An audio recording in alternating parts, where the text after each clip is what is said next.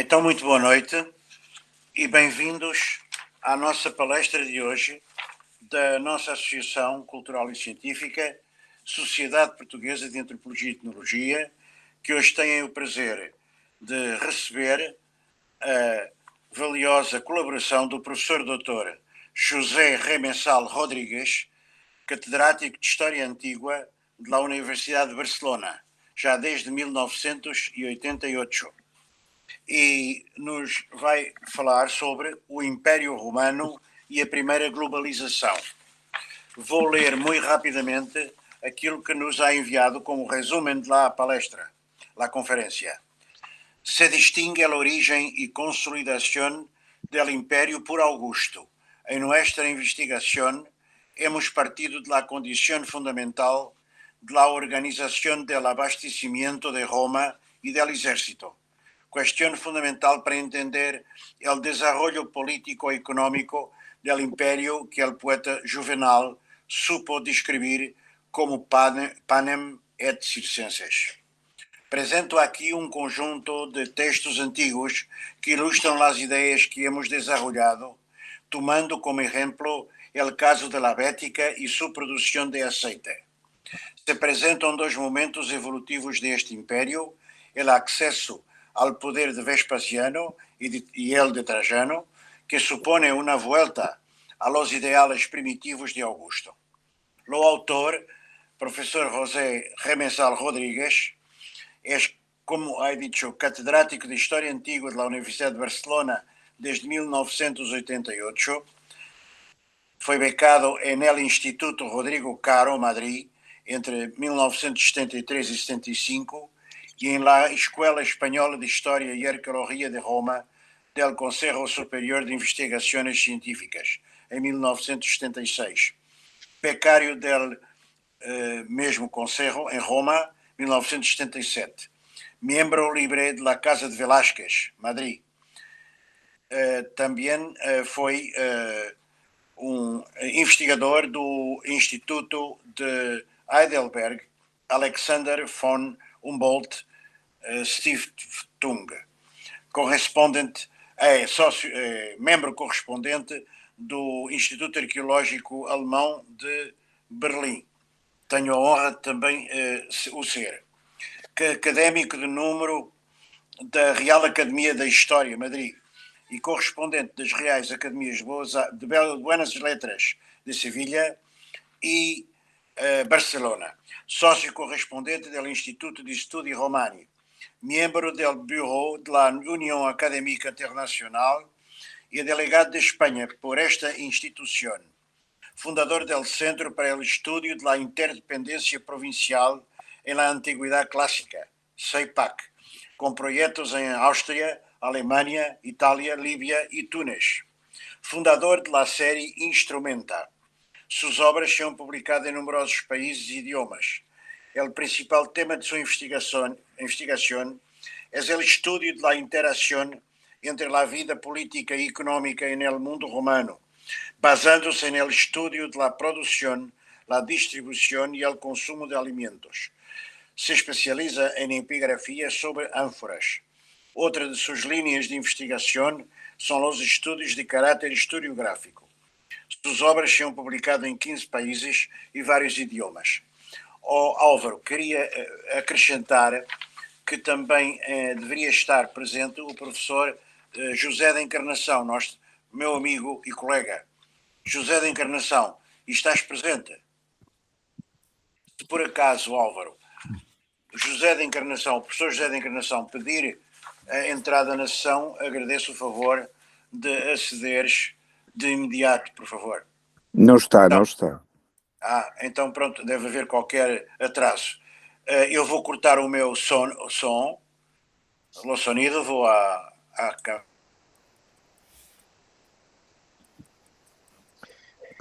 Pode começar, profesor José. Bien, muchas gracias por vuestra invitación. Gracias a Víctor Oliveira Jorge y Álvaro Campelo, y gracias a la Sociedad Portuguesa de Antropología y Etnología. Como decía en el resumen, parto, ¿no?, de un hecho como investigación concreta, pero surge con una serie de ideas generales. Y sobre todo hoy día, donde tenemos un mundo donde esta cuestión de globalización está al cabo de la calle, digamos, es un tema moderno, pero también, desde mi punto de vista, hay una posible comparación, o al menos tenemos que preguntarnos, entre el control político, perdón, dentro de una globalización tanto antigua como moderna, y ver qué se puede ver de o comparar o no. Pero en fin. Bueno, cuando estudiamos Roma, lo que sabemos es que Roma nace como una ciudad que, donde solamente sus habitantes son derechohabientes y todo el resto del terreno conquistado no tiene esos derechos. Es una cuestión política que primero lo conseguirán los mismos itálicos y la guerra social, en la cual quiere, ¿no? Roma ha conquistado Italia y los habitantes de Italia se sienten menos con relación a Roma. Roma sigue siendo el centro del poder y solamente aquellos que son considerados ciudadanos romanos son los que pueden ejercer la vida política y la vida pública en todos sus aspectos.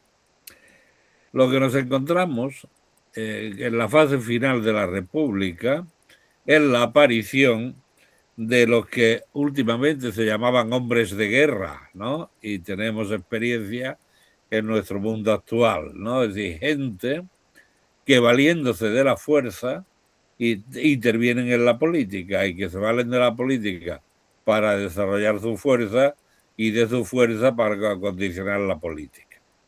Sin duda, los dos primeros grandes hombres de la guerra fueron Mario y Sila, que continuó en la lucha entre Pompeyo y César. En realidad pertenecían a la misma élite. Sencillamente unos se apoyaban en un grupo y otros en otro. Pero la defensa del grupo fue enviarlos fuera de Roma, porque la política se podía hacer solo en Roma. Pero mandarlos fuera de Roma con un ejército en las manos, tanto Pompeyo como César sumaron tal cantidad de terreno al imperio de Roma que en realidad crearon ciertamente las condiciones geográficas para la creación de un imperio. ¿Podéis poner la primera imagen, por favor? Álvaro, ¿puedes poner las imágenes? Sí, es la primera. Sí, pasa ya. Aquí. Yo todavía no. A ver. Es la imagen donde se ve el plano o, digamos, un mapa general del Imperio Romano. Aquí. Es aquí el mapa. No, yo no se veo, yo no la veo. Nós não estamos a ver nada. Não estão a ver? Não. A tela desapareceu, percebes?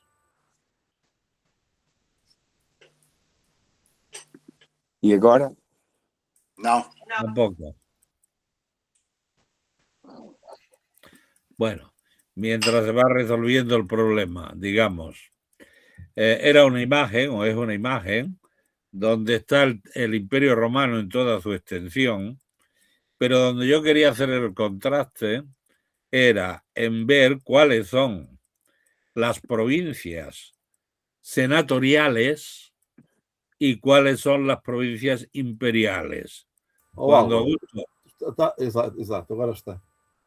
La siguiente, esta.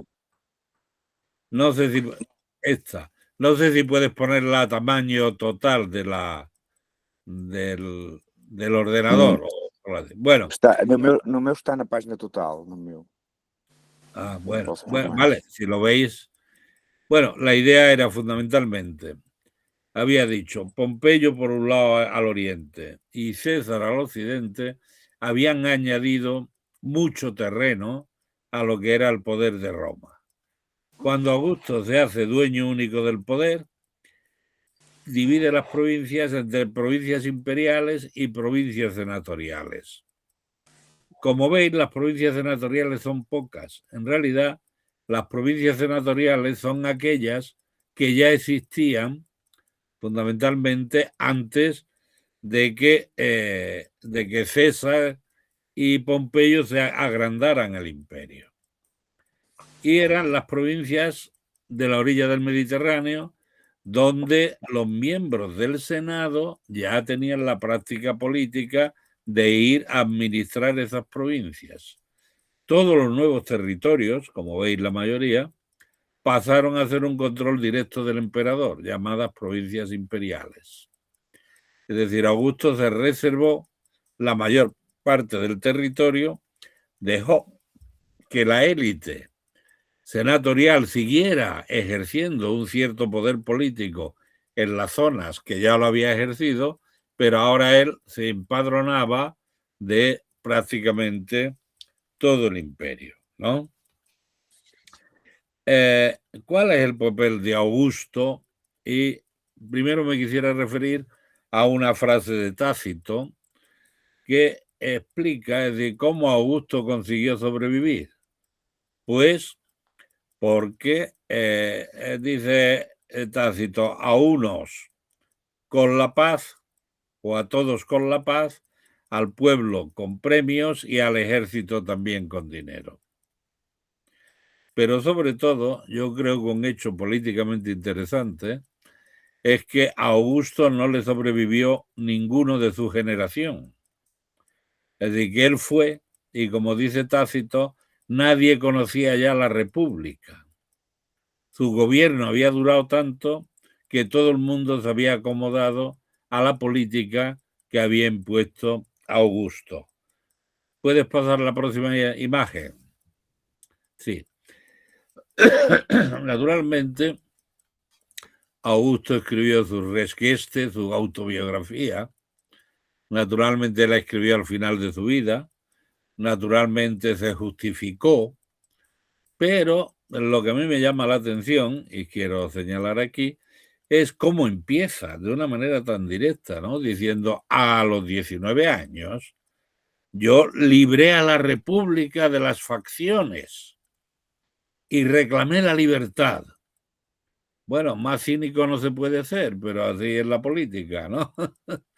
Él dice, no, yo he devuelto la libertad a la República. Ya no hay guerras, he traído la paz. Pero así empieza. Y el punto segundo es, y hasta el punto quinto, son los nombramientos que le hacen. La siguiente, por favor. Bueno, aquí es la primera vez, ¿no? En el párrafo 5 de la Res Geste, es la primera vez que Augusto señala una acción política. Hasta aquí sencillamente ha estado enumerando sus méritos, digamos, su currículum, que ha hecho, qué premios le han dado, que con privilegios le ha dado el Senado y el pueblo romano. Pero aquí, ¿no? Dice, no acepté la dictadura.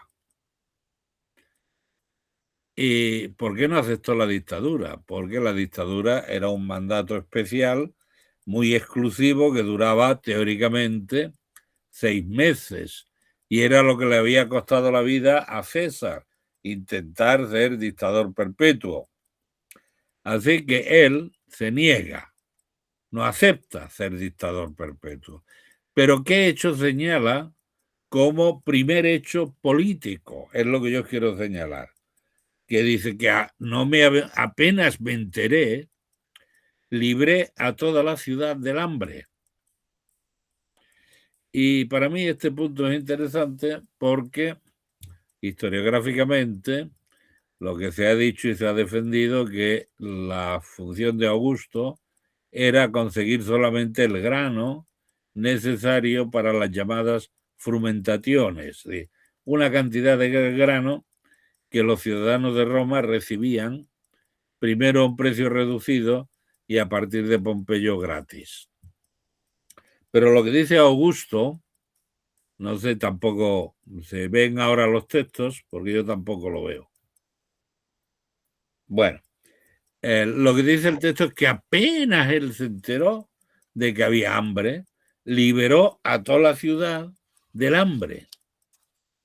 Es decir, que él tiene como función política primera la de asegurarse que la plebe de Roma dependa de él porque él los alimenta a todos. De ahí que luego, como hemos referido, pudiera decir Juvenal pan y circo, ¿no? Porque políticamente lo que hace Augusto es controlar, digámoslo así, la tripa de Roma. Conseguir que los de Roma vivan de ellos. Naturalmente, él pretendía o creaba una imagen de sí que Suetonio nos refiere a algunos elementos que yo quisiera señalar. Uno, que sería una de las imágenes que os tenía prevista. Permíteme, por favor, vou interromper para pedir a Álvaro que intente partilhar la pantalla. Es que no estamos viendo la pantalla. Mas ela desaparece, é? Desapareceu totalmente já há bastantes minutos. Não sei porquê, eu estou a vê-la. Tenta de novo, se faz favor.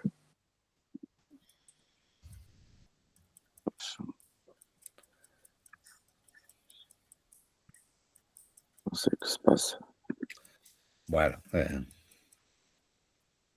Queres que eu tente por aqui?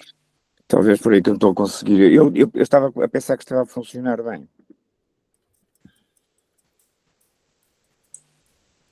Agora. Bueno. Estás a tentar, não é, Álvaro? Estou a tentar, sim. Está bom agora. Conseguem ver? Muito bem. Bom, siga então. Só que voltamos ao primeiro slide. Temos que avançar. Deixamos de ver as pessoas. Agora não estou a ver nada, pá. É pá, isto. Tu estás a partilhar comigo o teu ecrã. É o ecrã no PowerPoint. Pois, exato. Uma coisa em abismo. Tu tens de partilhar o documento, ó Álvaro. Eu já fiz isso, Clicas no documento, basta clicar no documento e pôr partilha de ecrã. Tu tens de pôr o documento no ecrã e depois partilhar. Mas é isso que eu estou a fazer. Oh. É interessante. Não é fácil tal como isso, né? Pois. O Vitor consegue fazer isso? Eu vou tentar abrir o PowerPoint. Estava a fazer isso. Já está, Álvaro, já está. ahora se ve. Ah, ok. Mas Bueno, depois volta a desaparecer. Está tudo. Bueno, Venga. ya he hablado de este párrafo, he hablado también de este, ¿no? Y este, el que estaba hablando ahora de Suetonio, donde Suetonio dice que era un buen hombre, ¿no? Que atendía a las necesidades y que incluso cuando el pueblo le pide vino, él dice que la gente beba agua, que su yerno Agripa haya traído acueductos. Comprenderán ustedes que no es una respuesta política. Chernia defendía que era una prueba de lo bueno y la buena voluntad que refiere Suetonio. Pero yo creo sencillamente que es que no podía Augusto darle vino a la gente. Le daba grano y le daba aceite, como veremos luego. Pero el vino era un negocio de la élite itálica. Por tanto, quitarle ese privilegio a la élite itálica hubiera sido ganarse enemistades dentro del Senado. Por eso, una cosa que aparentemente en boca de Suetonio es una acción curiosa, ¿no? La negación a decir, pues no hay, tenéis agua, ¿para qué puñeta pedís vino, no? Yo creo que detrás hay esta acción política. La siguiente, por favor. ¿Sí? Se ha discutido mucho cuál era la voluntad de Augusto, era la Mommsen, era la idea de, parecía como que César era el que había tenido todas las ideas y Augusto era un pobrecillo que se había ido acomodando a las circunstancias. Pero os pongo aquí este párrafo también de Suetonio, donde dice, bueno, ciertamente lo dudó por 2 veces. Una cuando estaba muy enfermo y lo que temió es que si él le entregaba los poderes y no se moría, pues ya lo matarían, ¿no? Así que optó por quedarse con el poder. Y después por una concepción política. No devolver el poder a nadie.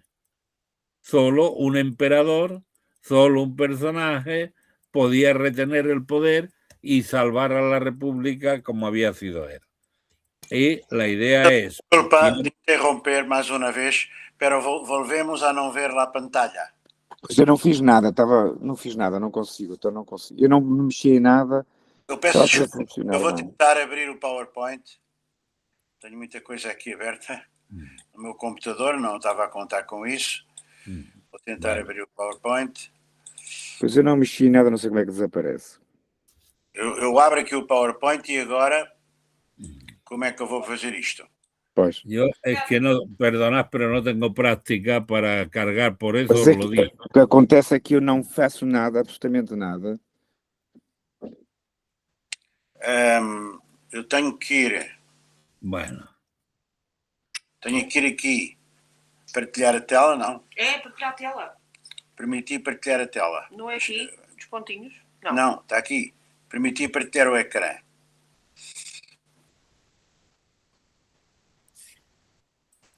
Primeiro me impressiona que isso sempre funcionou bem e eu não faço nada e ele desaparece porquê. Não entendo. Não entendo porque é que aparece.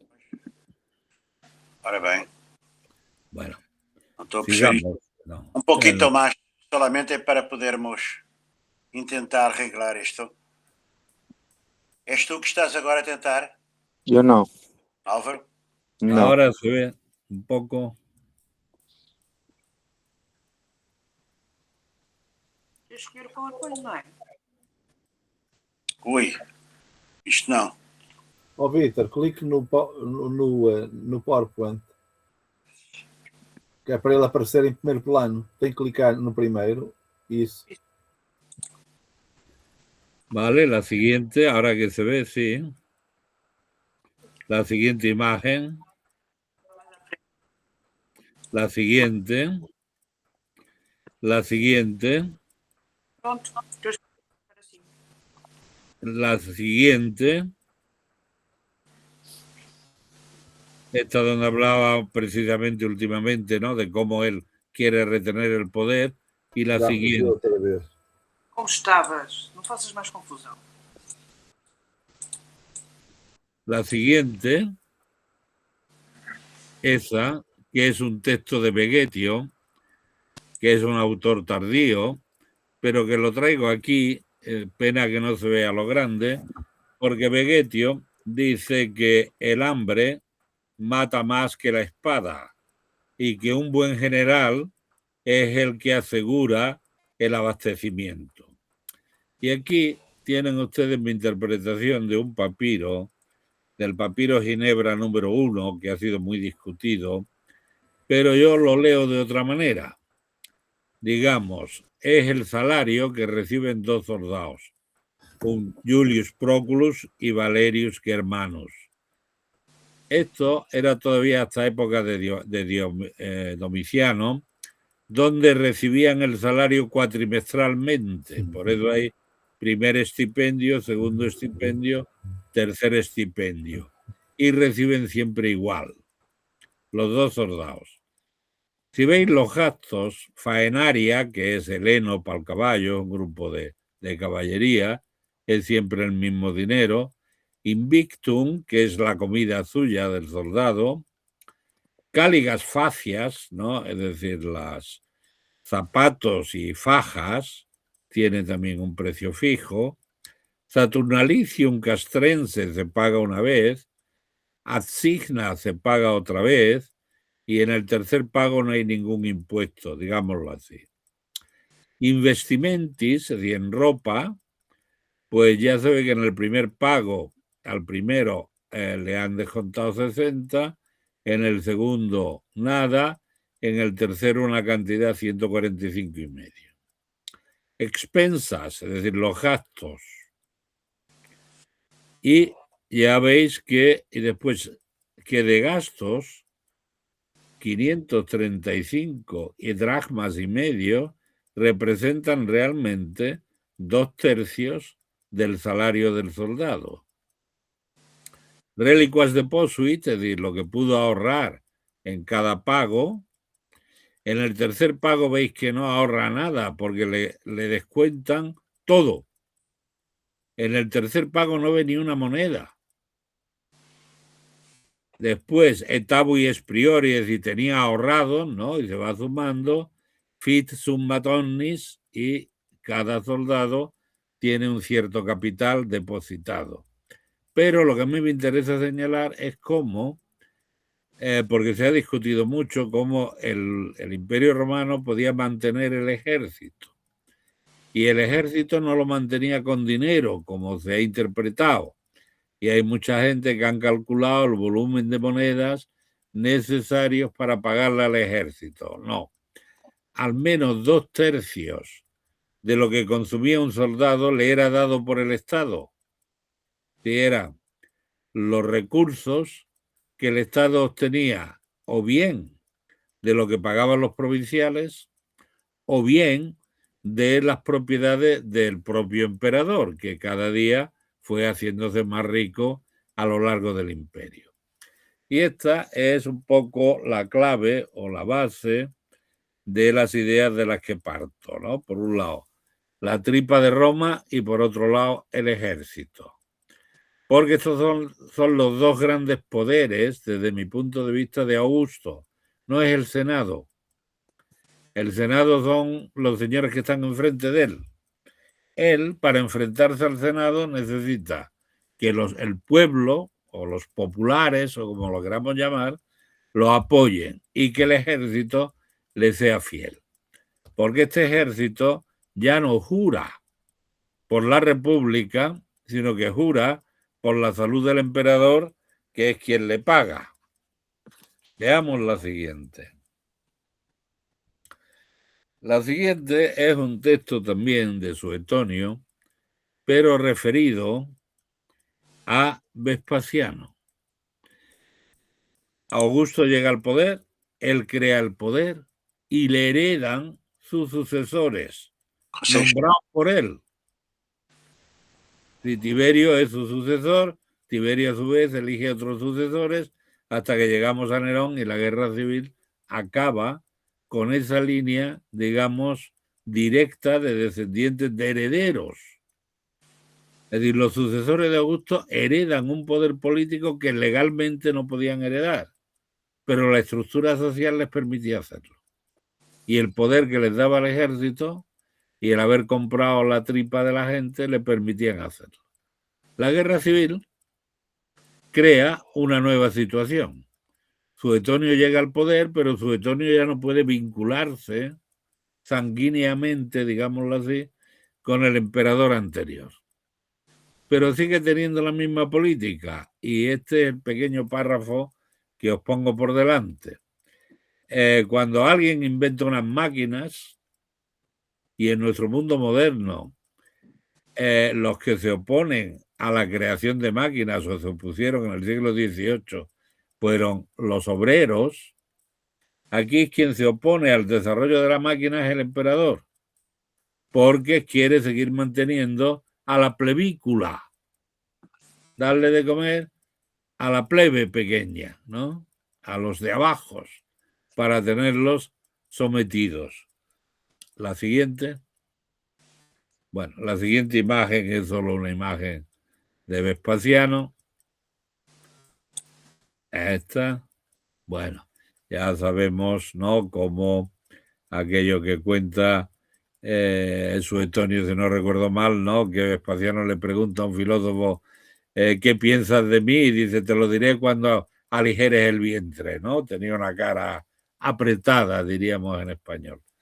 Bueno, pero ciertamente reorganiza el imperio y consigue que el Senado le dé una ley, Lex Imperii Vespasiani, con la cual él recibe de manos del Senado todos los poderes que habían tenido los emperadores de la generación anterior, de las generaciones anteriores, de la familia Julio-Claudia. Pero tiene que reorganizar económicamente el imperio, se encuentra el imperio destrozado económicamente. Y además tiene el problema que decía antes, Roma es solo Roma, la política de Roma solamente lo pueden ejercer los romanos de Roma o aquellos a los que Roma les ha dado el privilegio, y Vespasiano empieza una política general de concesión de privilegios. Y en este caso nos referimos, la imagen siguiente, Vespasiano concede a toda Hispania, la siguiente, a toda Hispania el jus latiminus. Es decir, ¿quiénes podían ser ciudadanos romanos? Pues aquellos que participaban en la administración de una ciudad al estilo romano, porque se constituía en un municipio, y a cambio de haber participado en esta organización social, se le concede el derecho de latinidad. Es decir, se le concede la posibilidad de integrarse en la élite política de Roma. Con lo cual, las pequeñas élites municipales o élites de estos centros de habitación se vuelven locas por conseguir convertirse en un municipio flavio. La siguiente imagen, por favor.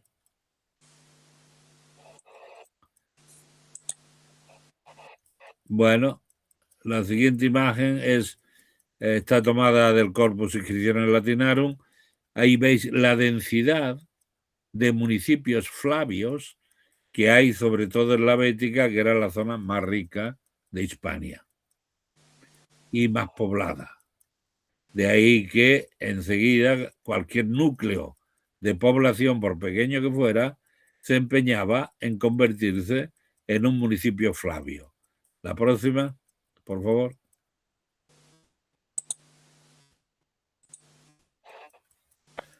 Esto crea ciertos problemas. El problema es que esa élite quiere construir y construye una ciudad. El caso de Munigua, que este es un documento de época de Tito, la carta de Tito a los munigüenses. En Munigua construyeron un templo inmenso y unas termas y un foro y convirtieron su pequeña población en un centro administrativo, que era realmente lo que se estaba convirtiendo, y se gastaron el dinero. Y debían dinero, y hacen un pleito contra el gobernador pidiendo que los libren de impuestos, porque el hacerse romanos o aparentemente romanos, o que la élite disfrutara de esa romanidad, les había arruinado. Veamos el siguiente documento. El siguiente documento sería este texto, ¿no?, en transcrito, donde queda claro lo que os he dicho, ¿no? Es decir, no tienen. Y el emperador le dice, bueno, porque soy bueno, ¿no? Y no atiendo a vuestra mal hacer, pero como soy bueno, os libro de los intereses de lo que debéis. Pero lo que debéis, lo debéis. La próxima imagen, por favor.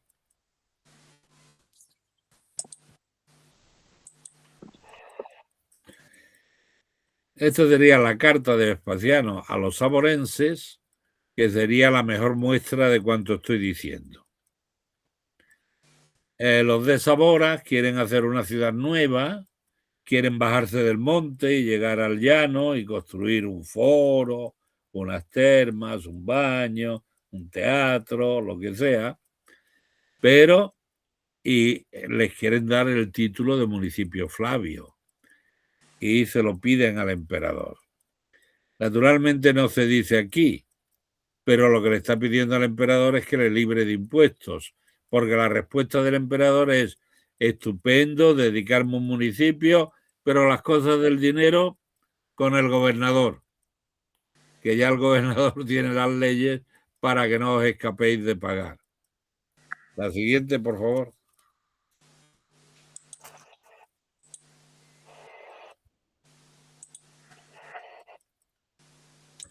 Bueno, esto es Baelo Claudia. No sé si veis mi cursor, en realidad Baelo Claudia, como todas estas ciudades, esta es que está más excavada, donde han excavado los franceses más, hay un teatro, hay un foro con templos, unas termas, un mercado, las industrias que están aquí pegando al río, las industrias para hacer conservas de pescado, pero la ciudad es poco más, ¿eh? Las líneas estas, no sé si veis mi cursor o no, pero las murallas que se conservan tienen esta dimensión, es pequeña. Las próximas, por favor. No se pueden entender estas pequeñas ciudades como grandes centros de habitación, sino como un modo de convertir una vida indígena en una vida romana. Y aquí os pongo el caso más notorio de Itálica, de donde, como sabemos, son dos emperadores, Trajano y Adriano. Adriano les concede a los de Itálica el derecho de convertirse en colonia, es decir, de ser igualitas que Roma. Incluso construye una ciudad nueva. Pero si veis el volumen de casas que hay hechas, estas casas no llegan ni siquiera para lo que podrían ser todos los miembros de la élite municipal. A menos que entendamos que la élite municipal, como tenemos otros testimonios, no llegara ni siquiera a 100 miembros, que era el número ideal de un senado municipal. Si no recuerdo mal, creo que conté aquí como unas 68 casas. Es decir, que incluso cuando se convierte en colonia, con todos los honores, y el emperador les permite o les construye grandes calles, con grandes sistemas hidráulicos, con grandes casas, el volumen de casas es ciertamente pequeño. La siguiente.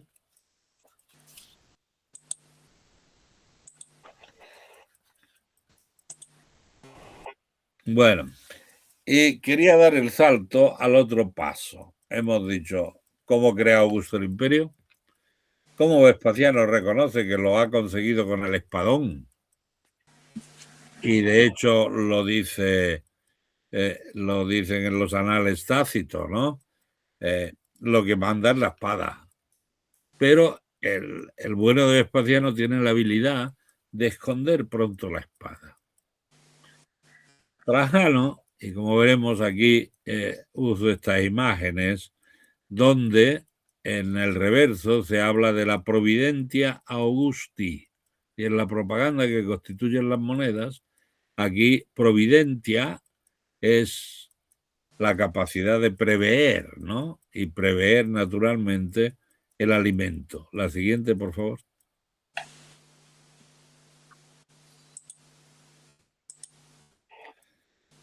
Es otra moneda donde ciertamente lo que se está enseñando es el puerto de Trajano. ¿Y por qué he elegido estas dos monedas? La primera, por ese concepto de providencia, y la segunda, porque Trajano crea un puerto y, como dice Plinio el joven, que es el personaje que mejor representa la idea política del momento, Trajano, la próxima imagen, por favor.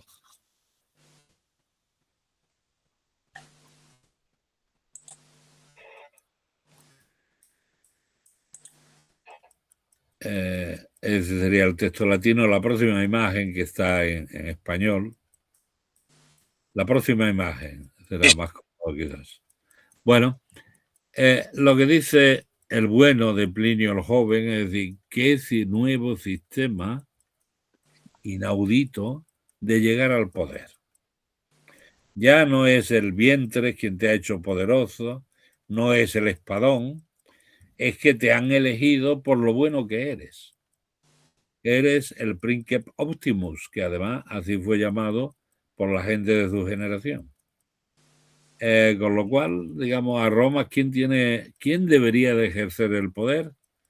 Pues lo que se dice en latín, el primus inter pares, el mejor entre los iguales, es decir, el mejor entre los individuos de rango senatorio que tengan una gran carrera política y militar a su espalda. Y esto es lo que dice Plinio. Lo siguiente, por favor. La siguiente tiene que ver con la segunda imagen que os puse del puerto, porque justamente lo que dice Plinio es que ahora, en tiempos del emperador, parece que todo nace en todos los sitios. Parece decir, el tráfico, el comercio, la riqueza que hay es tal que termina diciendo que como el Estado no presiona a nadie, sino que ha creado libertad de nuevo y por tanto cada uno puede comprar y vender sin que el Estado le obligue. Y aquí ya nace el concepto que desde Augusto estaba señalando, ¿no? Cómo el control de alimentos irá obligando poco a poco al Estado a apropiarse y a consumir más recursos. Suelo usar el ejemplo, algo así como un motor que al principio es capaz de sacar mucha agua consumiendo poca gasolina y al final resulta que consume tanto que todo el beneficio del agua se lo lleva en autofuncionar. Algo así podríamos decir de Roma, ¿no? Y justamente lo que consigue Trajano, con las guerras que gana y el oro dacio que consigue, es de nuevo volver a un cierto equilibrio entre poderes del Estado y poderes de los privados. La siguiente, por favor.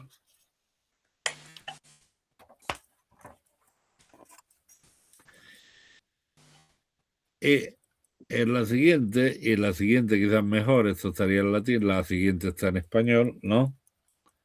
Muy bien. Bueno, perdón, esta dice, ¿y cuál es la política? ¿Y cómo se juzga y se mantiene esta idea política? El emperador es el bueno, ha sido elegido el mejor entre los mejores. En un año de escasez, Egipto no nos ha mandado trigo y nosotros le hemos llevado trigo a Egipto. De modo que Egipto, que antes se ensoberbecía diciendo que no se alimentaba, que sepa que estaba pagando tributos. Y que, sin embargo, si quizás el próximo texto esté en castellano, sí, si lo quieres poner. Y por veces estoy tomando unas notas y no consigo ser más rápido. Bueno, vale. No, aquí lo puedes ver, ¿no? Quizás más cómodo. Dice Plinio, bueno, Egipto se creía que nos alimentaba porque nos daba grano, pero cuando ha faltado grano, nosotros se lo hemos dado. De modo que la gente de Egipto se extrañaba cómo es que podía llegar grano de otra parte del mundo. Y la respuesta de Plinio, se han ensoberbecido, Roma no necesita de Egipto, pero Egipto sí necesita de Roma. Las provincias de todo el imperio necesitan de Roma porque la función de Roma es repartir los beneficios y minimizar las miserias, ayudarle a aquel que por cualquier razón en un momento dado no ha tenido beneficios. Y por eso, dice Plinio, es mejor que el mundo siga unido a Roma porque Roma ayudará a todos. Es mejor repartir los bienes que comerse cada uno sus propios y únicos problemas. Esta sería la evolución ideológica del Alto Imperio desde mi punto de vista. Decía el otro elemento, la siguiente, por favor, al que me quería referir, es al punto de partida de mi investigación, ¿no? Para justificar cómo he llegado a estas conclusiones. Bueno, aquí tenéis el mapa del río Guadalquivir. Cada uno de estos puntos es una alfarería donde se produjeron ánforas para envasar aceite de oliva que se distribuyeron fundamentalmente a Roma en el Testacho y por todo el Imperio Romano. La siguiente.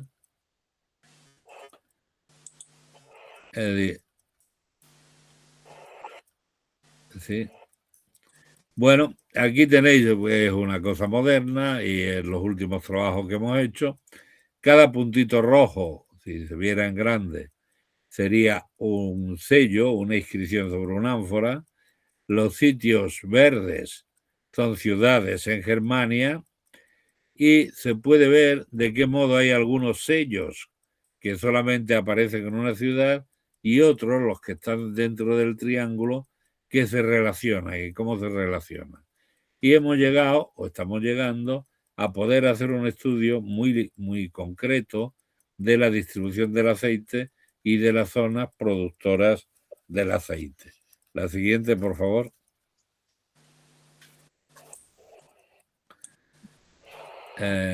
La siguiente es solo un detalle, ¿no? Para que veáis más adentro los números que decía antes y cómo en medio hay, digamos, entre Colonia, Santec y Nijmegen, ¿no? Cuáles serían las relaciones de productos que llegaron a estos lugares. La siguiente.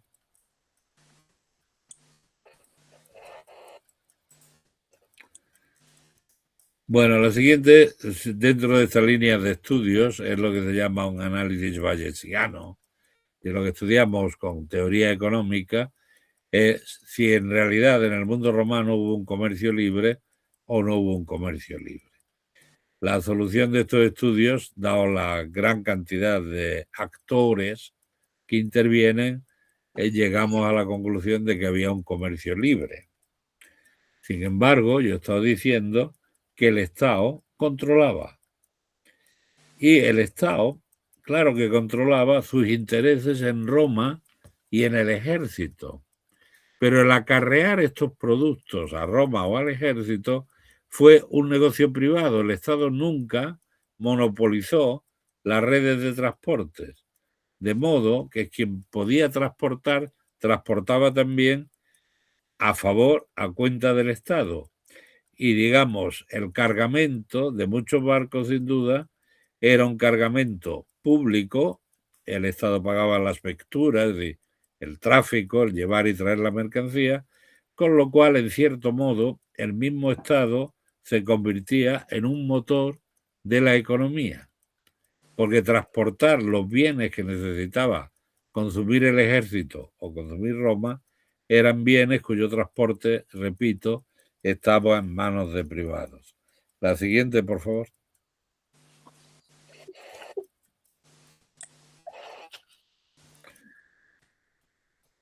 Bueno, aquí, por ejemplo, en ese estudio, para ver qué productos llegan, qué sellos, ¿no? Qué ánforas llegan a una provincia de otra y qué relación tienen y cómo se distribuyen las mercancías, ahí tenéis un esquema de provincias romanas y qué provincias romanas están más vinculadas, digamos, el producto que llega a cada una de ellas tiene más relación y cómo podemos distinguir entre las provincias del norte, la Bélgica, Germania inferior, Germania superior y Britania, cómo llega una cantidad de productos en cierto modo distinto del que llega a otras regiones.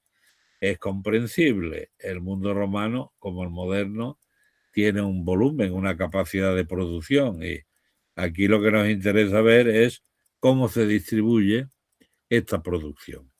Y este sería un esquema. La siguiente.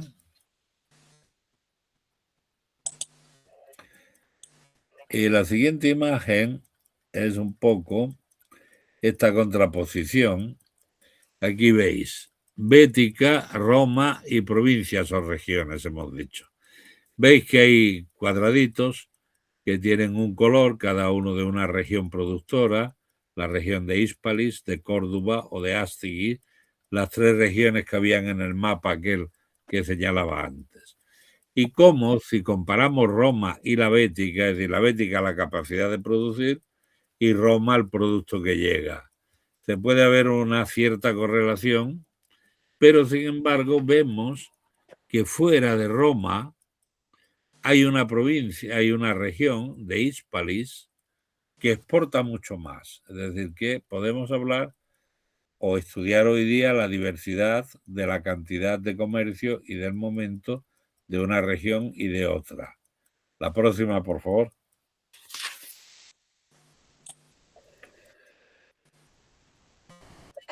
Bueno, la próxima veis más acusado este fenómeno, como si por un lado estudiamos la zona, Roma y el ejército, y por otro lado el resto de las provincias, vemos que Hispalis sigue siendo el gran exportador. En Hispalis, curiosamente, hay muchos más municipios que en otras zonas de la provincia. Es decir, que hay una mayor densidad de población y una mayor capacidad productiva. Bueno, con esto espero haberme limitado, haber cumplido más o menos la hora que decíamos, y espero haber mostrado de qué modo, por un lado, una investigación de fuentes escritas, ¿no?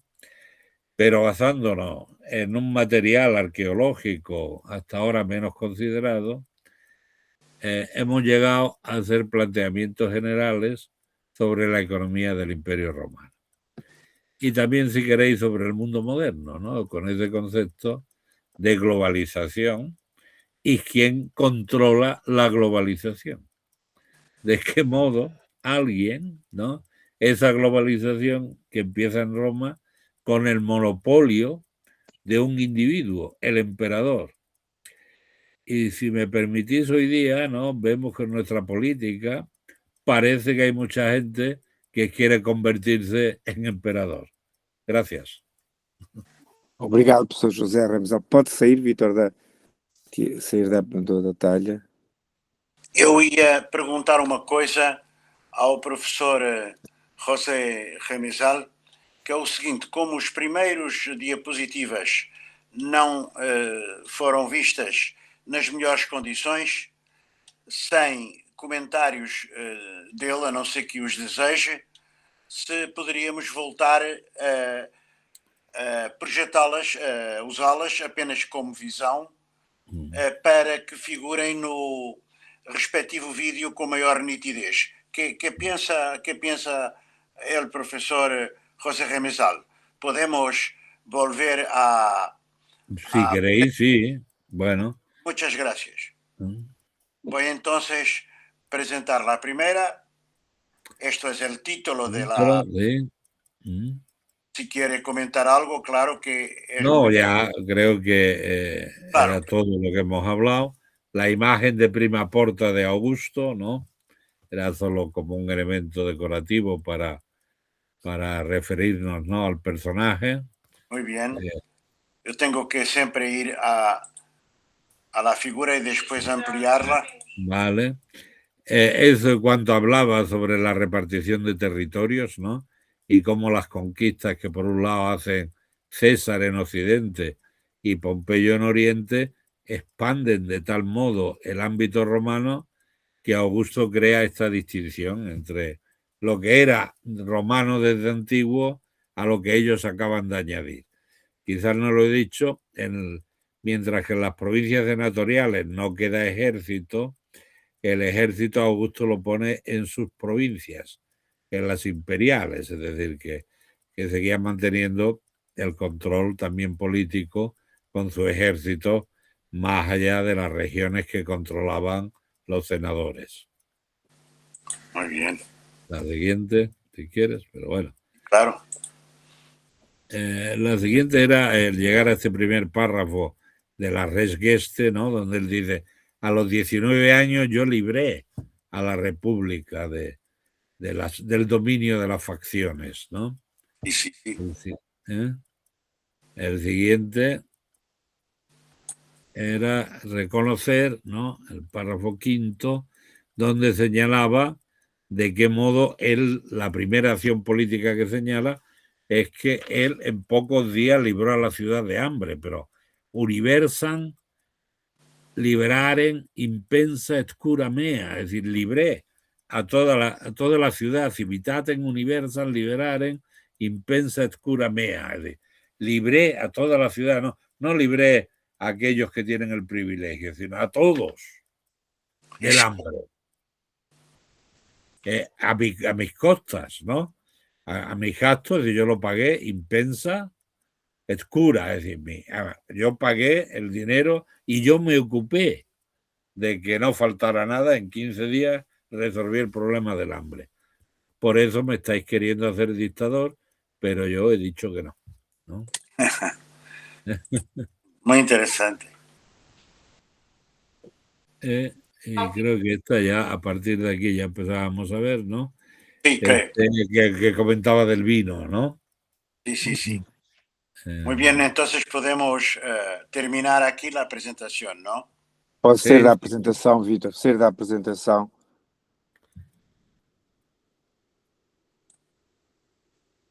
Sair.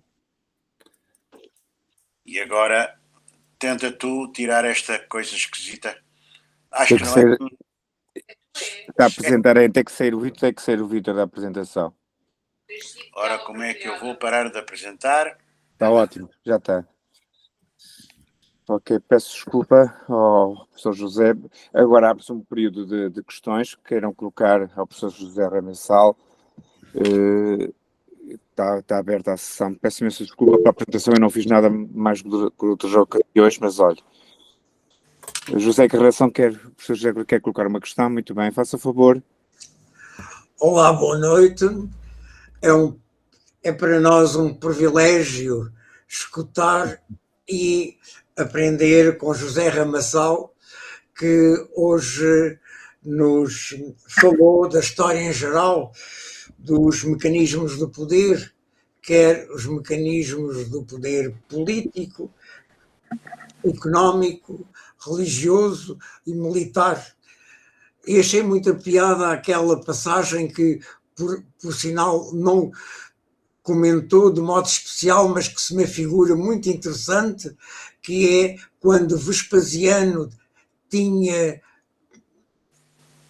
programado fazer uma obra e até por baixo preço, contratar alguém a fazer por baixo preço, mas a determinado momento, ao verificar que o povo tinha fome, lhe disse: desculpa, não vamos fazer a obra ainda, porque primeiro eu tenho que dar de comida ao povo. Acho que é uma ideia muito interessante e é uma passagem que eu não tinha ainda visto comentar e que se me figura muito importante. Nós, no entanto, reconhecemos no professor José Ramessal a grande coragem e dinamismo com que tem estudado as ânforas do Monte Testácio e, designadamente, transformando o monte em uma fonte de primordial importância para o estudo dos mecanismos económicos no Império Romano. Muito obrigado, foi um prazer ouvir-te, um grande abraço, já te tive a ocasião de dar também o abraço do Ian Leboeck, volto a dá-lo agora publicamente. Todos te admiramos profundamente. Um abraço, Pepe. Gracias, José. Un placer, como siempre, verte y oírte. Sí, justamente Vespasiano, ¿no? Creo que este texto es muy importante por esa razón, porque entiende que él tiene que mantener a la plebe, para que la plebe pueda comer, tiene que ganar dinero, y algo sonará mundo moderno los sistemas de protección del paro, que en España hemos tenido abundantemente, el sistema de ayuda, digamos, a la plebícula, para que se mantenga, y en andaluz se suele decir la pesebrera. Y nos han enseñado a estar amarrados al pesebre, ¿no? Gracias de nuevo, José. Obrigado, professor José Carneiro. Mais alguém quer colocar uma questão?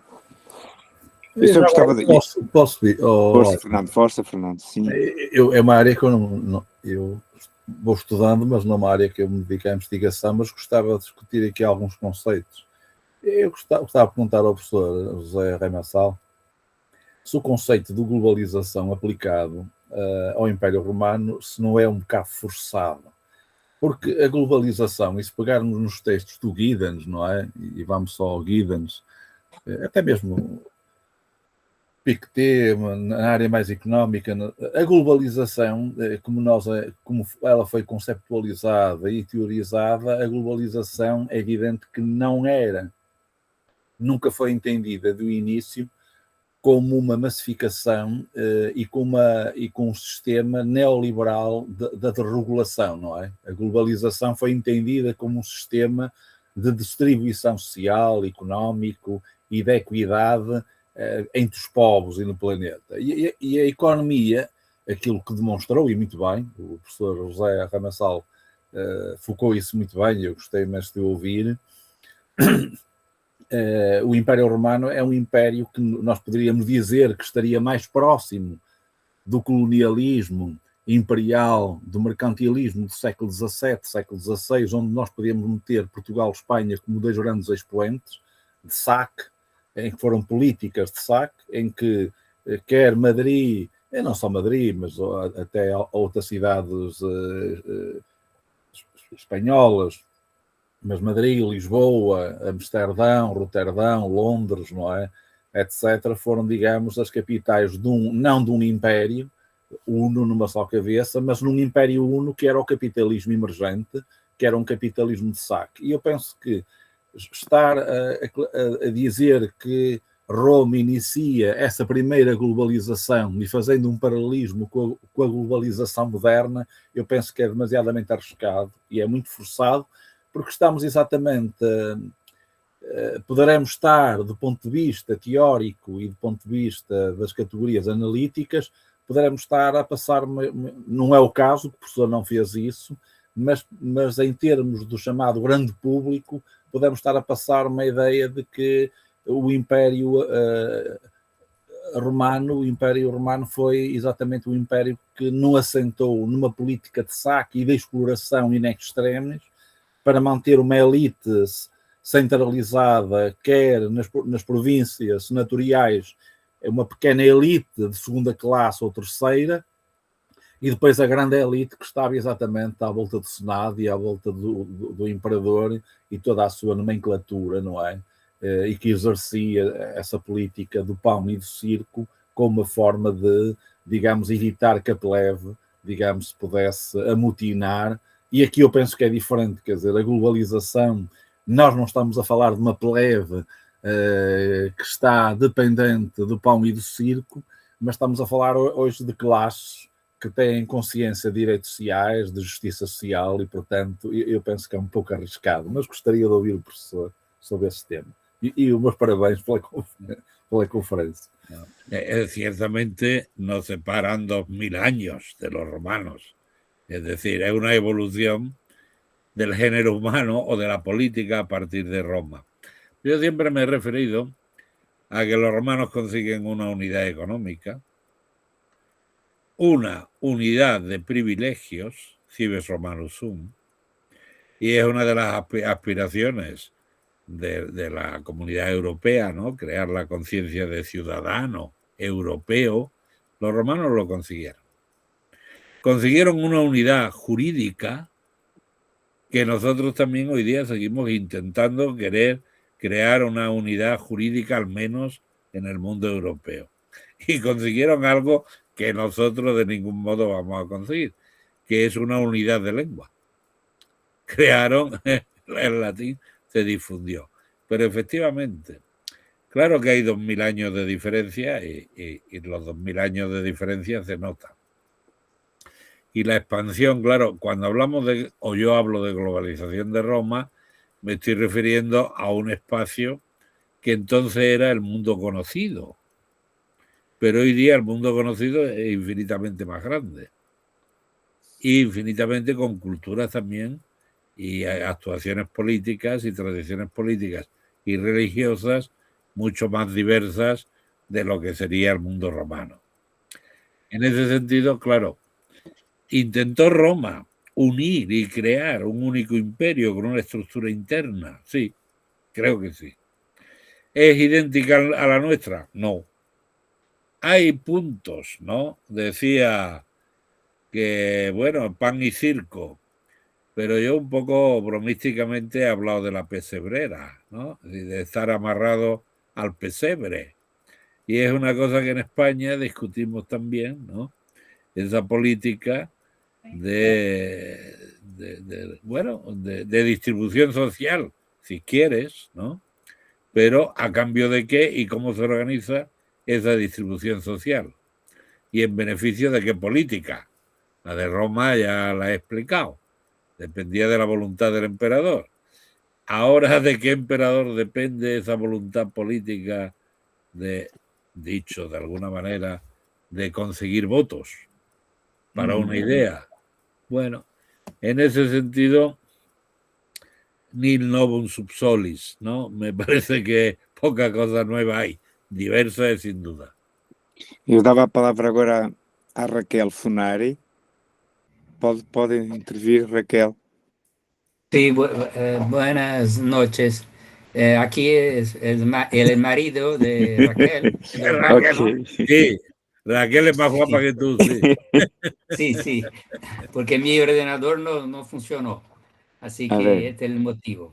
Bueno, de toda manera, primero decir que fue una satisfacción particular, porque la charla del profesor Remesal tiene una característica que me parece muy importante para todos los que las pudieran compartir ahora, pero también en el futuro, porque esto se quedará en Internet, en YouTube o en otra base. De toda manera, mucha gente más podrá tener acceso. Y hay un aspecto que me parece muy importante, que es el aspecto metodológico. Metodológico quiere decir el camino por el medio del cual jodos, metajodos, ¿no? Así quiere decir el camino por el cual se puede llegar a un racionamiento. En este caso, específicamente, me acuerdo del libro clásico del profesor Greza Alfeldi, que fue profesor maestro del profesor Remesal, sobre la historia social de Roma. Y en este libro él empezaba diciendo que en los años 80 del siglo pasado, que no era posible hacer historia antigua sin el aporte de la arqueología. Entonces yo creo que este aspecto está muy claro en la charla y más. Hay una relación entre la tradición textual, los autores antiguos que fueron analizados y sus conceptos, y después también relacionarlos a las evidencias arqueológicas que son cada vez más grandes todos los días. El profesor de Encarnación mencionó muy justamente el caso de las investigaciones del Monte Testaccio, pero también otras, como esta que el profesor Remesal presentó hoy sobre los sitios en España y en Germania, Bretaña y Bélgica. Así que lo que significa que las investigaciones arqueológicas son crecientes y pueden estar relacionadas de manera original con la tradición textual. Yo creo que esta es una lección metodológica del profesor Remesal que naturalmente yo creo que trasciende el caso específico estudiado, es decir, del Imperio Romano y de la cuestión de la alimentación como elemento central para interpretar el momento del Principado Romano. Es decir, yo creo que esto sirve como metodología para cualquier situación donde hay una tradición literaria o unas fuentes escritas y por otro lado fuentes materiales crecientes en diferentes periodos, épocas y circunstancias. Así que muchas gracias por esta lección metodológica y si usted quiere comentar algo, de todas maneras para señalar la importancia, digamos, metodológica de la charla. Muchas gracias. Gracias a ti, Pedro. Sí, es algo que, bueno, la persona más significativa en este sentido, pues por un lado Dressel antes y sobre todo a nivel teórico, Rostosev, ¿no?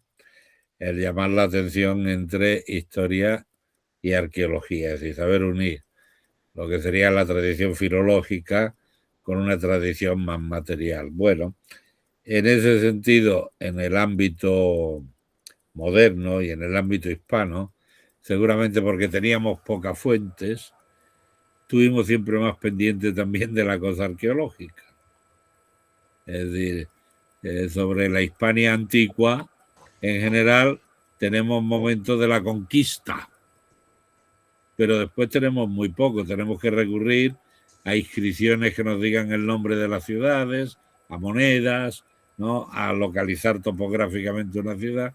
En ese sentido, podemos decir que la investigación hispana, entendiendo por hispana, España a la antigua, ¿no? Quiero decir, tanto la tradición portuguesa como la tradición española, pues son, digamos, bastante modernas en este sentido, ¿no? Eso es. Álvaro, posso pôr mais um comentário? Permite-me. Pediu o José, depois, Fernando. Sim, José pode, Encarnação, professor José Encarnação pediu a palavra. Sim, professor José Encarnação. É que, só para acrescentar que o professor José Remessal e eu próprio acabamos por ter uma outra amante comum, que é a epigrafia. Pedro Paulo Funari é a epigrafia que, exatamente no Monte Testaccio, algo que é extraordinariamente importante e que o professor Remessal tem dado a conhecer são justamente as inscrições, os grafitos das ânforas, e isso traz-nos uma informação realmente muito interessante. E complementando o que Pedro Paulo Funari tinha acabado de dizer, desta opção metodológica que abrange várias ciências, a história, a arqueologia, os textos, a epigrafia e, claro, agora também o professor Remessal falou na própria numismática. Muito bem. Fernando? Eu gostava só para uma questão ao professor, porque nós estamos a falar de arqueologia, mas as ciências não são neutras, não é? Nem aquilo que diz o Bourdieu, quer dizer, o investigador não tem neutralidade axiológica, não é? Nem ideológica.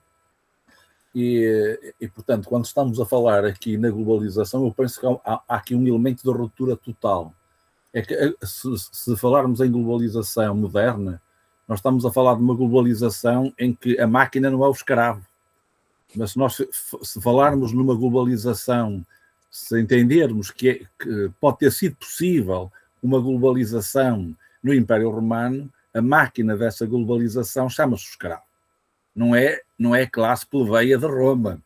E, portanto, quer dizer, eu considero que é extremamente abusivo fazermos uma análise crítica sobre uma classe plebeia que está dependente de pão e de circo e fazer um paralelismo com o Estado Social avançado europeu, eu penso que é um erro extremamente grave. Acho que nem é, do ponto de vista académico, nem tem comparação possível. Eu estou-me a lembrar de um livro que é A Dívida, do Jason Eichel, em que ele trabalha estas questões, quer dizer, e ela, quando fala da globalização do século XX para o século XXI, é uma globalização que aceita num capitalismo avançado, perfeitamente financeirizado, já não é no capitalismo industrial e comercial que vem do século XIX e que Marx e Engels bem categorizaram, e depois mais tarde a Escola de Frankfurt, quer dizer, nós não estamos aí, quer dizer, e portanto falar na cidade, no Império Romano, obrigatoriamente temos de falar no escravo. A grande máquina é o escravo. E é essa máquina que permite exatamente a riqueza e que permite que Roma possa ser aquilo que é a cabeça de um grande império, mas quem sustenta esse império é todo um sistema esclavagista, não é? Que assenta na escravatura, não é? E vou passar a palavra agora ao Vítor, para depois ao fim do professor José Remessal fazer uma conclusão. Vítor. Eu queria, em primeiro lugar, agradecer muitíssimo ao professor José Remessal. É preciso termos a noção que me foi, aliás, transmitida de uma forma muito clara, quer pelo meu colega e amigo José da Encarnação, quer pelo Pedro Funari, se não me engano, de que o professor José Remessal é uma das autoridades mundiais do estudo do mundo romano. Temos que nos colocar nessa humildade perante, que não é nenhuma submissão, é uma atitude de justiça perante um sábio que é, sem dúvida, entre vários, com certeza, o José da Encarnação é outro, um sábio disto. E quando o professor José Remessal depois me respondeu a aceitar fazer esta conferência, eu vou ser rápido porque eu sei que em Espanha já é muito tarde. Estamos a abusar da sua paciência.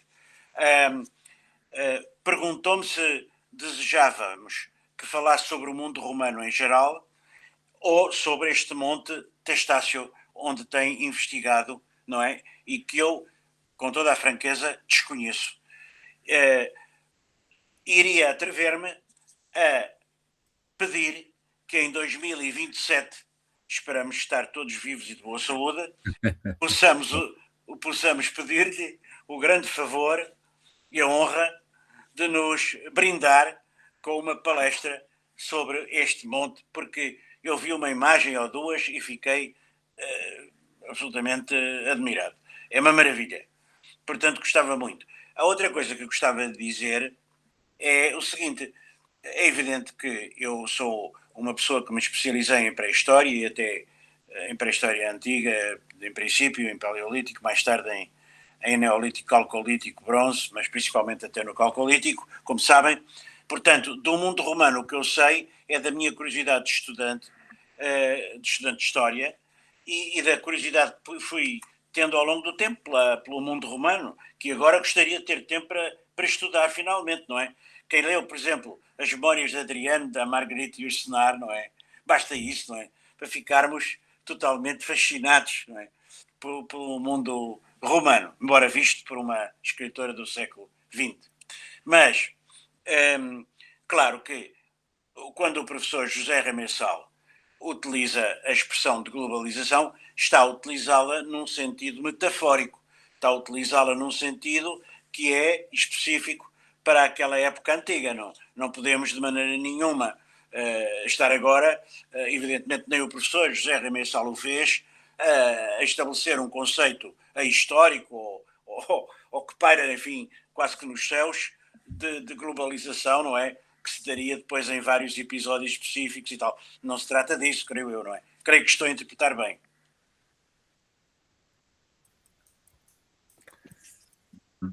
Não sei se o professor José quer concluir. Vamos fechar. Alguém mais quer manifestar? O António, assim? Sim, António, queres colocar uma questão? Coloca a questão. Para depois, ao final, darmos a palavra ao professor José Remessal para concluir. Não era uma questão, estava só a manifestar o meu agrado e... Não estamos a ouvir, António. Fechaste o micro sem querer. Peço não fui eu. Estava só a manifestar o meu apreço pela conferência, enfim, muito interessante, brilhante, do professor Remessal, e a concordar dizia eu, com a última opinião de um pré-historiador sobre o conceito de globalização, que, enfim, às vezes as palavras parece que não têm tempo, não é? Que viajam de uns séculos para os outros, mas não é exatamente assim, não é? Mas claro que todos compreendemos o sentido em que se usa esse termo, e queria também associar-me ao convite, como membro também dos corpos sociais da SPAI, de associar-me ao convite do professor Vítor Jorge, para ver se em próxima ocasião, no próximo ano, se o professor Remessal nos pode brindar com uma conferência sobre o Monte Testácio, de facto. Obrigado, António. E dá para concluir, professor, se quer um pequeno comentário final, professor José Remessal, para concluirnos.